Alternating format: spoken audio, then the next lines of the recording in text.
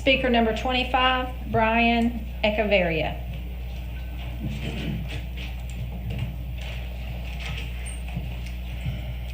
Good evening. Good evening.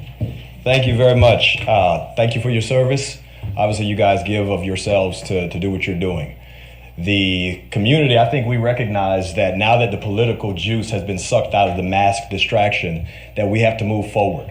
And one of the things I wanted to thank you for tonight was the resolution, the non-discrimination resolution, the CRT deal, because it's happening. And as a parent, I speak to other parents, there's a few things that we don't want.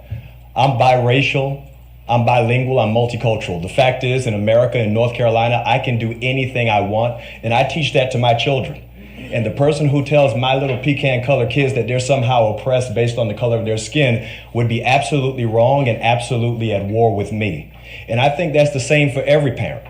What the mask showed us is that the parents, the most powerful group of people in our country, that they're taking back the wheel. Now, obviously, we had to take the wheel back for the mask, but we're taking the wheel back from Washington all the way to Raleigh and into our local school board. Because CRT, all of that, the parents don't want it. It's a big fat lie. There's not one, if you believe in CRT, I want to tell you you're a liar, because that means you look at your black neighbor and say that they're oppressed, and you look at your white neighbor and say that they're evil, regardless of the experience that you've had with them. And we're not going to do that. The parents in the United States of America, right here in North Carolina and Cabarrus County, we know that's not true because we believe the lives we live.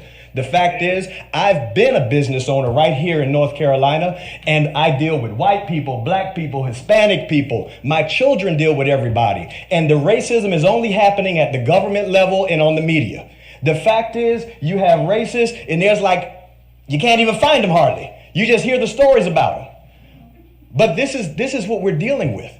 The parents are taking the wheel. I have an 8-year-old daughter who is absolutely dynamic, who can do anything. Athletically, intellectually, spiritually, and emotionally, she is a dynamo.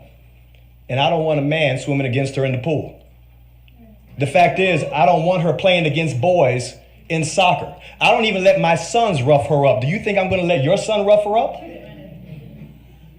This is what we're talking about. Policy going back to the parents. Because if you think people who love America are willing to fight for it, you haven't met parents yet.